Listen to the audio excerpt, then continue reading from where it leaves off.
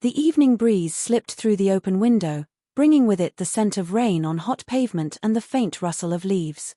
Madison Blake stood barefoot in the middle of her living room, her phone clutched in her hand, her heart pounding like it wanted to break free of her chest.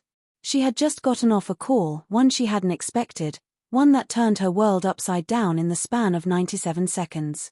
The voice on the other end had been familiar, painfully so. It belonged to Nathan Carter. It had been 6 years since she last saw him. 6 years since they'd stood in the airport parking lot under a sky filled with cotton clouds, trying not to say what they both knew needed to be said. He had been leaving for New York to pursue his photography career, and she had just landed her dream teaching job in Austin. Neither of them wanted to give up their dreams. And so, they made the only choice that made sense: walk away. But hearing his voice again, deep and scratchy like he hadn't slept in days, pulled all the air from her lungs. He had called to say he was in town. Not just in town, outside. Right now. Madison moved to the window. There he was, leaning against the side of his black Jeep, a camera still slung around his neck like an old habit. He looked almost exactly the same. Same tousled brown hair, same denim jacket, same crooked smile. But there was something different, something older in the way he stood, like life had made him quieter. She opened the door slowly, stepping onto the porch as if any sudden movement might shatter the delicate balance of this moment. He looked up. "Hey," Nathan said, softly. Madison tried to speak, but the lump in her throat wouldn't budge. So she did the only thing she could: she walked down the steps and toward him. They stopped a few feet apart. Close enough to see every detail in each other's eyes. Far enough that neither one had to make a choice yet. "Why now?" she finally whispered. "I've been thinking about you for 6 years, he said. "I needed to see if the way I felt was real or just memory. And it's real." Her chest rose and fell with the weight of everything unsaid. Then, quietly, he reached into his pocket and pulled out a small photograph. It was of her, taken the last night they'd spent together. She was laughing, her head tilted back, moonlight in her hair. It was beautiful and completely unexpected. "You kept this?" she asked, her voice trembling. "Yeah. It's been in every apartment I've lived in since. I never could throw it away." Madison looked at him, at the photograph, then back at him. She didn't know what to say. But something told her this wasn't going to be a simple visit. This was the start of something. Nathan's eyes flicked up to hers. "Can I take you somewhere?" Without waiting for her answer, he held out his hand. She stared at it, hesitated, and then slowly placed hers in his. The drive was quiet, filled with unspoken questions and cautious glances. He didn't tell her where they were going, and she didn't ask.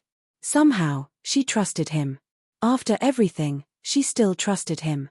He took the scenic route, winding through tree-lined back roads just outside of town, until they reached a lookout point that overlooked the lake. It was the place where they'd had their first kiss, where they used to sneak away from campus and talk for hours. As they stepped out of the car, the memories came rushing back like a flood. The wind carried the scent of pine and the sound of the distant water hitting rocks below. Nathan led her to the edge of the hill, where a blanket had already been spread out. He must have come earlier, prepared for this. "I didn't know if you'd say yes," he said as they sat down. "I almost didn't," Madison admitted. "But you did." They sat in silence, watching the sun dip below the horizon. Then Madison turned to him, her voice barely above a whisper. "Why did you leave and never come back?" Nathan looked down at his hands. "Because I was afraid that if I saw you again, I wouldn't be able to leave. And I wasn't ready to give up on what I wanted." She nodded.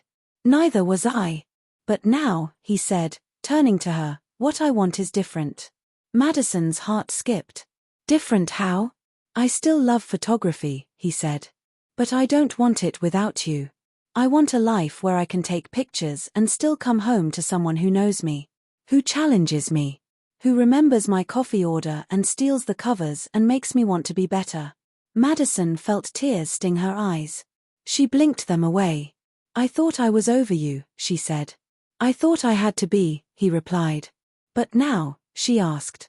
Nathan reached over, tucking a strand of hair behind her ear. "Wait," he said softly, his fingers brushing her cheek. "Please, don't move yet." She froze. He leaned in, slowly, his eyes never leaving hers. And then, he kissed her. Not like in the movies. Not like the first time, or the last. But like someone who had spent 6 years trying to remember exactly how she tasted and was finally home again. What happened next took her breath away.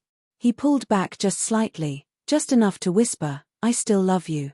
Tears finally fell, warm and silent. "I love you too," she whispered. Nathan didn't speak. He just wrapped his arms around her, holding her like he never planned to let go again. They stayed like that until the stars came out, and even then, neither one moved. The past faded behind them. The future stretched out in front, uncertain but full of promise. And for the first time in years, Madison felt whole. Nathan eventually pulled back just enough to smile at her. "Come with me to New York." She blinked, stunned. "What? I still live there. But I don't want to go back alone. Come with me. See what it's like. If it doesn't feel right, we'll figure something else out. But I want you there."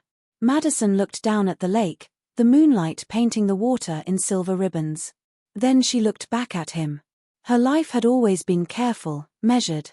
She'd never been the type to run off on a feeling. But maybe that was the problem.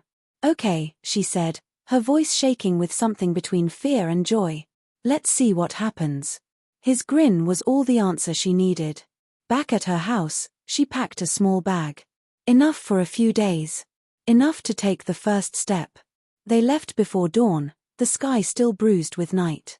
As they drove, they really talked, for the first time in years. About everything. Their jobs, their regrets, their dreams. And with every mile, something old was being rewritten into something new. By the time they reached New York, she wasn't afraid anymore. Nathan took her hand as they stepped into his apartment, a cozy space filled with photographs and books and signs of a life she could imagine herself in. She stood in the middle of the room, turning slowly. "This is beautiful," she said. "You haven't even seen the best part." He led her to the wall near his workspace. There, in the center of dozens of framed photographs, was the one of her laughing under the moonlight. "I always meant to replace it," he said. But nothing ever came close. She reached out, touched the frame, then turned to him.